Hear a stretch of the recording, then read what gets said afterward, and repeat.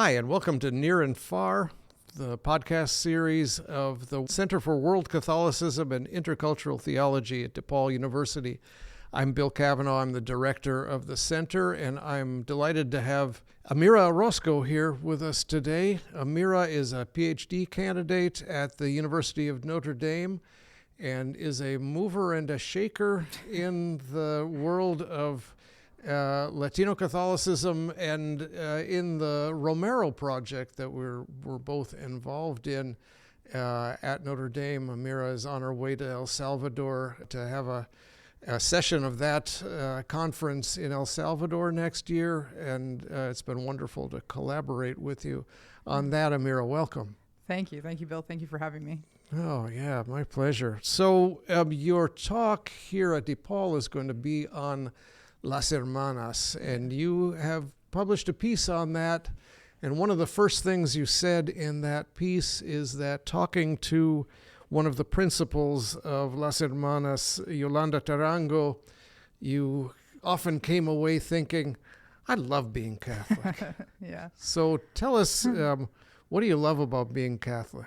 Yeah, that's such a good question, and it's not actually one that I get a lot about that piece, and so I'm happy to answer it, because I think for me, I think I love being Catholic because I think En Las Hermanas really do embody this, that there's really a lot of different ways to be holy, right? There's a lot of different ways to be a Christian disciple, and I think the Catholic Church, in ways that I've experienced in my own life, has really brought that forward, right? So we have the sacraments, which I think are sort of free and gracious offerings by God, right, through the church. But then we also have the capability to think about ourselves within our own embodied sense of who we are, right? So myself, as a Latina woman, I was raised on the border. I was actually not born on the border, but I was raised on the border of El Paso, Texas, and Ciudad Juarez, Chihuahua, and that's not in any way negated by the fact that there's a universal truth, right? That there's a something real about who God is and who God has shown God's self to be, but that sort of upbringing is not negated by any of that. And I think Las Hermanas really, really, for me, showed that. Wonderful. So say a little bit, introduce us to Las Hermanas. Are they still active? Mm-hmm. So Las Hermanas was a group that, so no, they're not still, they're not. Okay. They're not still active in the same way that they were in the 1970s and 80s. And so they were founded in 1971 by two religious sisters. One of them actually from El Paso, Texas. Yolanda Tarango, who's the sort of main character in that piece that you cited, was actually not in that founding group because she was younger, right? So she was actually, I don't believe she was already a religious sister by that point, but she wasn't in Las Hermanas yet. But they began to organize in the 1970s and 80s, really in response to what was the Chicano Movement, the Second Vatican Council, and the feminist movements in the United States. And they were women who originally were all vowed religious women, and then sort of opened up the organization shortly after their founding into non-vowed religious women. And their story is one that I think is really important to tell in this moment, because they were people who were considering really profoundly and seriously what it meant for the church to be in the public sphere, right? And that's, of course, something that we see in the news every single time you open a news app. You're going to sort of bring up questions about what is the role of faith in politics, right? How are we as Catholics called to be in public life? And so Las Hermanas were organizing around, not only around interecclesial issues, which they did primarily, but also they were in close communication with Dolores Huerta, right? And we're on the front lines of the United Farm Workers movement. And so for me, they're just a really inspiring group of women.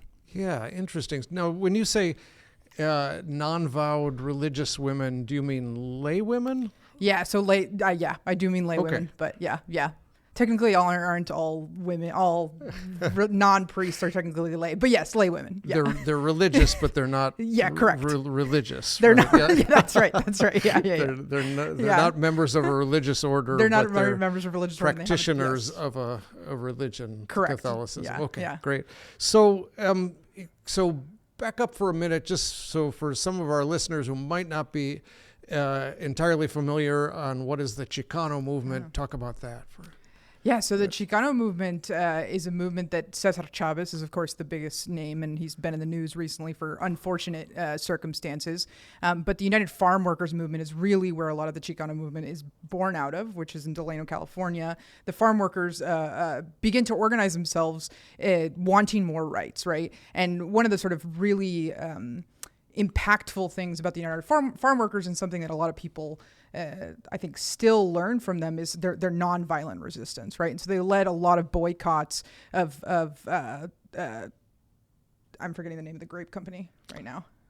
I forget the name of it too. It's escaping me. Sorry, but they're the Del Monte or well, so the grapes that were being grown in California, they sort of lead an entire nationwide boycott of those grapes, and so the Chicano movement really is born from that, right? It's like the rights of the farm workers, but it becomes a much bigger movement in the 1960s and 70s, having to do with what does it mean to be Mexican American, particularly in this country. And so for those who might not know, the term Chicano, nobody actually knows where it comes from. There's sort of a lot of different versions of where it comes from, but it primarily refers to those who were born in the United States of Mexican parents, right? So your parents were born in Mexico and you're born in the United States. And so the Chicano movement, even though it begins as a farm workers' rights movement, really grows into what does it mean to be a Mexican American. And Las Hermanas and their sort of counterparts in the church are a reception, I think, of the Chicano movement inside the Catholic Church. Okay. Yeah. So it's a cultural movement. It involves music and art and it's a cultural, political, politics. That's right. Economic. Yeah. Right. And it's and and I just on the arts part, there's a sort of Luis Valdez, who's a Chicano filmmaker. The Chicano movement really is the first time where Mexican Americans come front and center, right? And I'll mention this is related to Las Hermanas, but we think of people who live in the United States right now. You might think that Hispanic bishops have sort of always been around. Surely they've always been around in Texas. Surely they've always been around in California.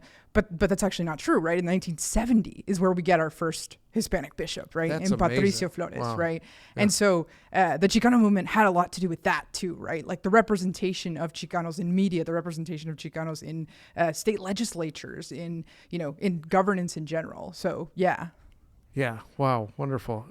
So Las Hermanas have been called a kind of religious political movement. How are they both of those things? What are they trying to say to both the church and to the broader culture, the broader political situation? So I think one thing to say on this question is that Las Hermanas were really influenced by Latin American liberation theology, right? And so Latin American liberation theology, the way that I argue, is sort of received through groups like Las Hermanas and Padres, who are their counterparts, right? And Latin American liberation theology, what it's really, really concerned with is the idea that the religious and the political can't sort of be divided so cleanly, right? Or so neatly, right? That we are sort of each individual, as individuals, we're both religious and we're both political, right? And that the Cardinal Czerny recently said this, but Latin American liberation theology also said this, that the gospel is political because the gospel has to do with how we relate to one another, right? And politics is about how we organize our society, right? And so to Las Hermanas in specific, I always like to use this example. I go a lot into their archives. I'm like very deep into their archives, and I look at a lot of their sort of primary documents. And in 1974, their newsletter, in the same blurb, they talk about them being on the front lines with Cesar Chavez and Selma on one of the boycotts, and also a catechetical tool that they designed for Hispanic people in California, right? And so for them, these sort of two things, it's not one thing first and then the next thing next, right? But it's actually the formation of Catholics has to do with the correct formation of a consciousness, right? Or of a conscience, sorry. And so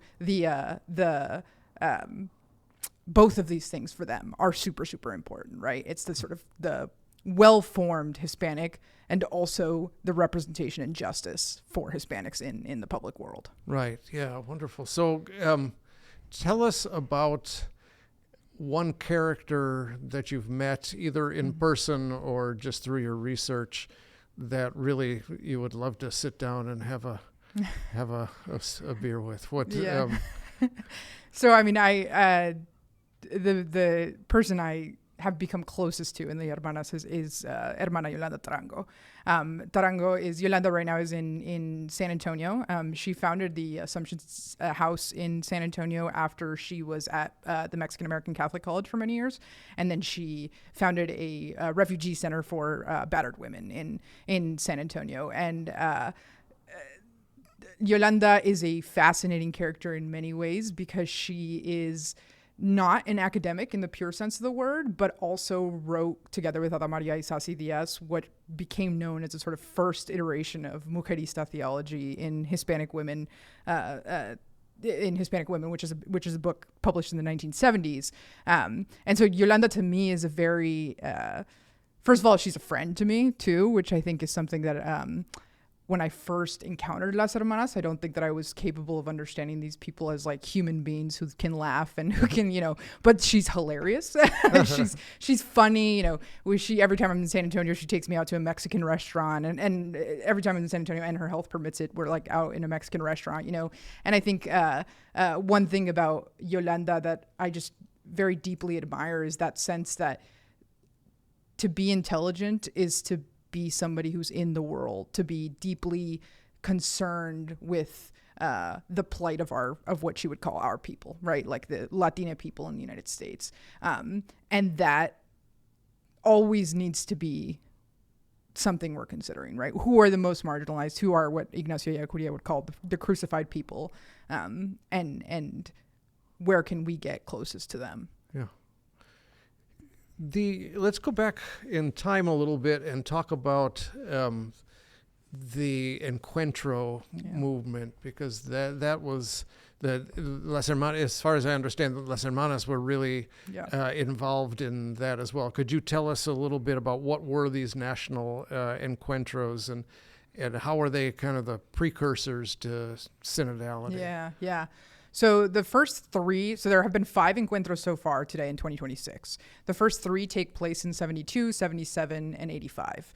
And then the next one takes place in 2000, and the next one takes place in 2018. And they're basically ecclesial gatherings that are by and for Hispanic people.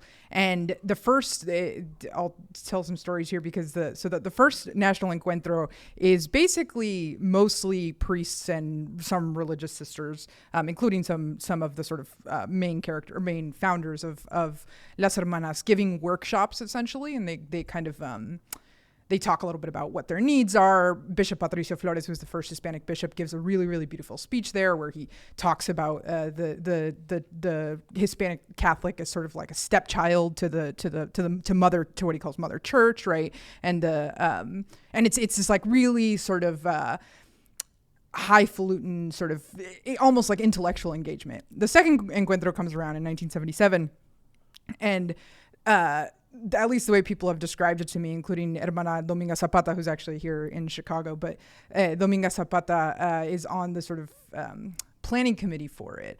And if you ask people how many, the other Encuentros, you can kind of get an idea how many people were there.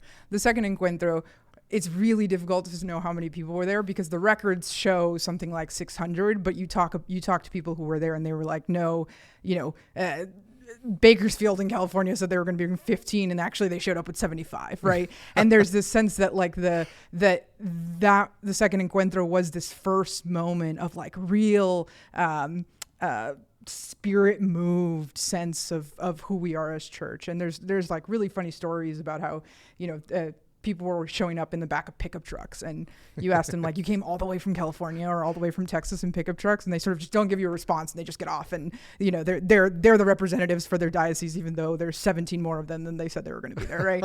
So it's like Woodstock. That's right. Yeah, it's like a music festival. Yeah, and it's there's also like stories of, farm workers who didn't speak English and they were trying to speak to the bishops who were there, and they would grab microphones and just start speaking in Spanish and hope that somebody could translate them fast enough and, in order to be able to say what the bishops were doing, or just for the bishops to be able to understand what they are. But I think that second Encuentro is also really interesting because the way people describe it is that it was not only a moment for the bishops to encounter Hispanic people, but it was also one of the first times that a lot of those Hispanic people actually encountered bishops, because the bishops in their diocese didn't speak English, right? Yeah. And weren't with them, right? And so that was the second Encuentro, is this real moment where you're like, we are all church, right? The bishops and the laity included. And the tercer encuentro, which is where the hermanas sort of stage, particularly Ada Maria y Sacidias and Yolanda Tarango stage sort of prayerful resistance, is what I call it, to a debate about women's role in the church. And I think even though they didn't get their sort of desired outcome out of that tercer encuentro, the hermanas' ability to organize hundreds of people so quickly spoke to decades of sort of community organizing that they had done before that. So the third encuentro sounds like it was an attempt to kind of rein in the chaos and the fun of the second encuentro a little bit. That's how I read it. I think Mario Paredes has a book on the encuentros, and I think he reads that too. And I think, you know, you can sort of see it from both sides, right? Because you get the second encuentro, and you're not, like, when you read the final documents, like, they're not super well, they're not very packed together, right? They're kind of convoluted in their thinking because there were a lot of people there, right? Yeah. And so in 1985, you get the bishops who call for the encuentro in 1983, 2 years before that, and it's a just much more systematic process where you're getting the agenda much before the encuentro, and then you're showing up to sort of talk about what the agenda already was, which is, of course, you correctly, I think, point out, is something very similar to what Pope Francis did with the Synod, right? That you have a document already, the document sort of goes to the base communities and then comes back up to the bishops. Yeah. Okay. But there was one of the things that Pope Francis did was allow for a little bit more spontaneity at synodal gathering. I mean, it used to be that under previous pontificates, the synodal gatherings were basically things that the curia had already decided on, and people would get 5 minutes to talk or something. Yeah. And Pope Francis seemed to kind of open that up a little bit. So part of this is your argument is that this is kind of part of this return to the kind of idea of synodality is what Pope Francis is about and what the Las Hermanas were about as well. I think that's right. And I don't think the 1985 encuentro was quite like sort of earlier pontificates of the synod where you had a group of the curia who just sort of already decided for the rest of the bishops what was going to happen, right? But it was more what Paredes calls more of a straitjacket than the second encuentro was, certainly, you know. Okay. More. And again, I think though that I don't know if anybody was necessarily. I think some of Las Hermanas didn't like the way that the tercer encuentro went down all the time, right? But I think you can understand it from both sides, right? Like you need in order to do, and I'll give this example. In the second encuentro, there were maybe 100,000 people sort of informed in the way that they were gathering surveys and things like that. The third encuentro has about 600,000 people who are involved in the sort of ecclesial-based communities. Wow, that's amazing. And how are you able to do that? Because you have a 2-year process that is supported by the bishops, that is then sort of pushed to the bases. You know what I mean? So it's there that I think is if our goal is to sort of get more people involved and more people's voices, certainly the tercer encuentro did that very, very well, you know. Yeah. Catholicism is always a kind of balance between chaos and order. That's right. Yeah, I think you're going to say local and universal, but also chaos and order. Yeah. You know, 1.4 billion people is kind of hard to corral. That's right. Yeah. That's right.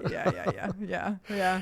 Yeah. Well, so tell me what were the Hermanas doing then in between the encuentros? So you had the encuentros every few years, but what else was going on? Yeah, so they were doing a lot. So I've already mentioned Patricio Flores was the first Hispanic bishop, and he was first auxiliary bishop of San Antonio, and then he gets moved to bishop of El Paso, and then he gets moved back to Archbishop of San Antonio. But that didn't come on its own. Like that sort of that need and that recognized need that Hispanic bishops were needed in the U.S. Catholic Church was the result of both Padres, which is the ordained men version of Las Hermanas, and Las Hermanas being in a lot of meetings pushing on that, right?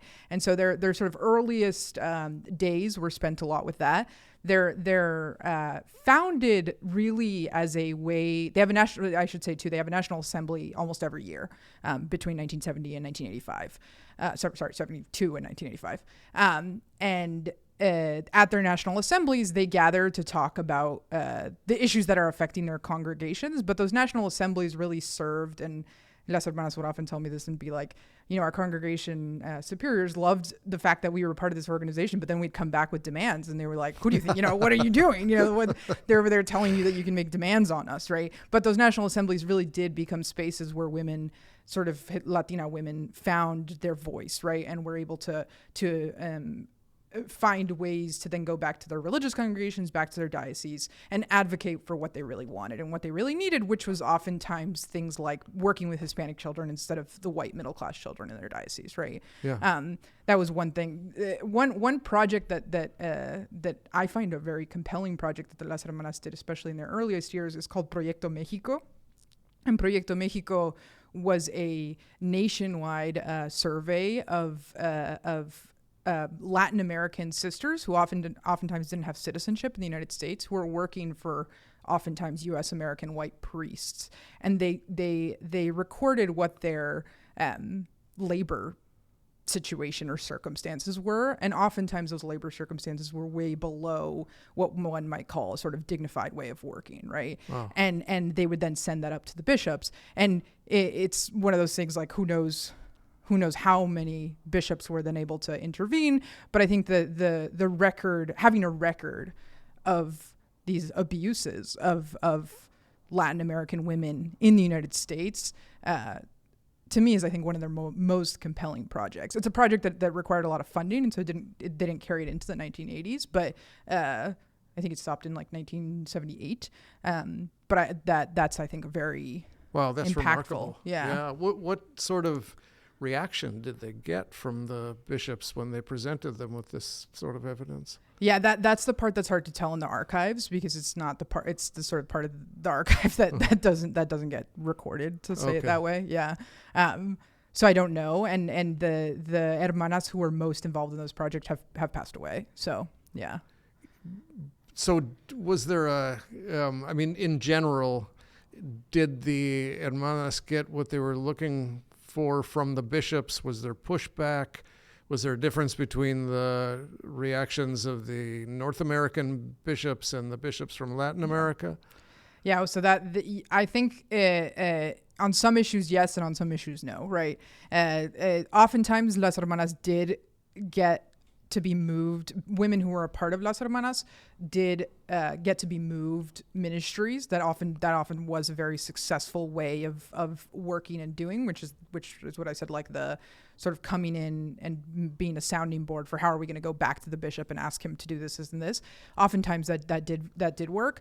We of course did get many more Hispanic bishops, and I don't think that they were always Hispanic bishops that Padres and Las Hermanas wanted, but they were Hispanic bishops. Tim Medavina has a really famous quote of Juan Romero, who was a Padres, like, they beat us at our own game. We did ask for Hispanic bishops, and they brought in Latin American Opus Dei bishops, and that's technically is what we asked for. So, but so it sort of depended on the issue. I think there was rub, especially, and I think the encuentros were oftentimes places where that rub sort of came to fruition, or sort of came to climaxed in those moments. But in other ways, Las Hermanas were very much a part of their local diocese in a lot of circumstances, in a lot of cases. Mm-hmm. Yeah. So you kind of present them as representing the spirit of Vatican II. Could you say a little bit about that? Yeah, I think so. And of course, they're founded in 1972, right? So they're founded right after the council ends. But in order to sort of explain the way that I consider them, what I call a reception of Vatican II in the United States, I have to tell you a little bit about this place called the Mexican American Catholic College, which is in San Antonio, Texas. Back then, the Mexican American Cultural Center, today the Catholic College. And in the founding documents of that center, Lumen Gentium is all over the place, right? The idea that the laity have a voice in the people of God, that the laity consist of the people of God, and that the formation of the laity is important, is something that MOC takes very, very seriously. Las Hermanas and Padres are both on the founding boards of MOC, and both really give it a lot of its vision, right? A lot of what it's trying to do. And when you read those first documents of MOC, it's really clear that both Gaudium et Spes, in terms of the sort of joys and hopes of the world, and Lumen Gentium, with the people of God, the laity are important, are coming together in what forms MOC. I'll also say that the conference, the Selam conference of Medellin, is also influencing them a lot. And I think it's not only true that they're citing these documents, because they are citing the documents, but they are also really, really taking seriously the sort of need for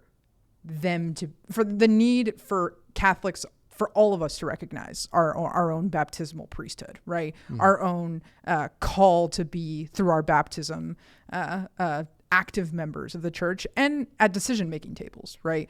Yeah. Which, of course, that today is still still hasn't come into fruition completely, but we're getting there, right? Yeah. Right. Yeah. Yeah. Participation is one thing, leadership is another. That's right. Yeah. That's right. Yeah. So, and I guess that kind of leads me to ask, why is this important that we're talking about this now? You know, it's interesting historically, but what in this particular moment makes you want to be telling this story? I think there's so many things. So I mean, I'll start with I think a local sort of reason in terms of a smaller community, which I think is, I grew up on the border of El Paso, Texas, and Ciudad Juarez, and one of the founders of Las Hermanas was from El Paso, Texas. I had never heard of Las Hermanas. I didn't know, and maybe I couldn't have consciously worded it like this, but I think that Latina people have often been, the story of the U.S. Catholic Church has often been Latina people as secondary characters, right? That we're not the ones making moves, right? That we sort of respond to other things, but that we're not the ones carrying on ecclesial gatherings like the encuentros, right? I didn't really know about the encuentros either until 2018, right? When the Quinto Encuentro happened. And so I think that's on a sort of very basic, personal, and also very localized sort of to one community. I want young Latina people to know that our history is one of, we're raising our voices and we're really taking seriously our role in the church, right? As laity too. Like if you have a vocation towards the priesthood or towards vowed religious life, that's great. But also Hispanic laity have been taking up our voice for many years. The second thing I'd say is the intersections between faith and politics, I think, have never been a more dire circumstance for a lot of people. How is it that politics and faith have something to do with each other? What is it that we're called to be in the public square? What does it mean that we believe in truth and also justice is a huge? Or what does it mean that we believe in a universal truth that there's not a need in the public square to enforce that on others in ways that are unjust, right? That justice has a lot to do with how Catholics believe in universal truth, right? And I think Las Hermanas really did think that through a lot. They were engaging people who were not always Catholic. They were engaging people who they didn't always necessarily agree with on very, very fundamental sort of religious levels, but that they were with them on the battle of justice, right? They were with them there. So yeah, I would say that those sort of two main reasons. So Pope Francis calls on us to be a church that is both participatory and missionary. Yeah. Can you say a little bit about what that kind of church would look like? I think, so I've already mentioned that Proyecto Mexico thing, but I think that that's one of the ways that I think Las Hermanas embodied for me what Pope Francis calls is the La Iglesia en Salida, right? The church that goes out to the peripheries, right? It's not only about who makes up church, but also where is the church, right? Where are those people who make up the church, and where is the body of Christ? As Teresa of Avila would say, you know, we are the hands of Christ on earth, right? I think that I think that the church that goes out, or the church in salida, would be a church that places ourselves on those margins, right, in those peripheries, and we're not afraid. Ada Maria Isasi Diaz, who's one of the main characters as well in Las Hermanas, she often talked about the idea that we can't be afraid to make mistakes, because that's how we stifle the spirit, right? That we can't be afraid to sort of push ourselves that way. And I think Francis, like, you know, it's sort of funny sometimes, but it was sometimes painful. But like, you know, Francis's kind of like off the cuff comments sometimes like reminded me of that, right? Like it's kind of like todos, you know, and there's a sort of a real spontaneity to those kinds of things, that he wasn't afraid to make mistakes, and oftentimes he didn't make mistakes, right? And oftentimes he'd say something, and especially in the U.S., we'd get these like massive media spirals, right? But because he wasn't afraid to make mistakes, because he knew that that's where the spirit was, right?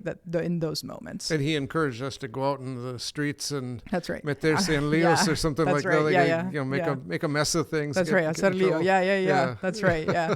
And I think that's what I think a missionary church is, right? Yeah. Those sort of going out. Without the fear of making mistakes, and with the confidence that God's on our side. Yeah, wonderful. Yeah. Well, I just want to finish up by talking about your next project, which is your current project, your dissertation project, and you've talked a lot about the relationship between the universal and the particular, and that's kind of, as I understand it, sort of what you're dealing with in your dissertation as well, with the thought of Ignacio Ellacuría. Could you just give us your elevator speech on that? What's the elevator speech on the dissertation, as you're in the middle of it, it's the hardest thing to do. But before I give the elevator speech, I will say that Ada Maria Isasi Diaz, who's one of the leaders of Las Hermanas, also loved Ignacio Ellacuría. So I know that sometimes people think like they're two separate projects, but they're actually very engaged with one another in very, very deep ways. But Ellacuría, my argument in the dissertation is that Ellacuría gives us the conceptualization of what he calls the crucified people in such a way that allows us to think broadly about what it means to know reality, what we call the epistemological disposition towards reality. Sort of think about that there are multiple ways to know reality, but the crucified people sort of give us the only way to know truth, right? Or to know what we're supposed to do, what is justice. And so I'm particularly putting him into conversation with decolonial thought. And the need to recognize the universality of truth without trying to stomp out what is the local, what happened particularly in Latin America, which was stomping out indigenous ways of knowing. Yeah. Wonderful. Yeah. Wow, that's a really great elevator speech. Yeah. Thanks. Yeah. We haven't even made it to the fifth floor yet, and you're already done. That's great. Yeah. Wonderful. Well, thank you, Amirah. This has really been wonderful to talk to you about this, and good luck on your dissertation. How much longer do you think you've got? A year, probably. A year, probably. Yeah, but we're getting there. Yeah. Dissertations are measured in years. That's right. Yeah. You know, I think the first worst question is to ask the elevator speech, and the second is when is it finished? And you've already asked. Yeah, right. There you go. I'm kidding. Okay. Yeah. Thank you so much for having me, Bill. Thank you so much, Amirah. Near and Far is produced by the Center for World Catholicism and Intercultural Theology, a research institute focused on Catholicism around the world, with special attention to the Church in the Global South. The center is sponsored by DePaul University, a Catholic university in the Vincentian tradition in Chicago. Production assistance for Near and Far comes from Marlon Aguilar and Karen Kraft. For more information on the center and its activities, look for the Center for World Catholicism and Intercultural Theology on the web, Facebook, Twitter, and YouTube.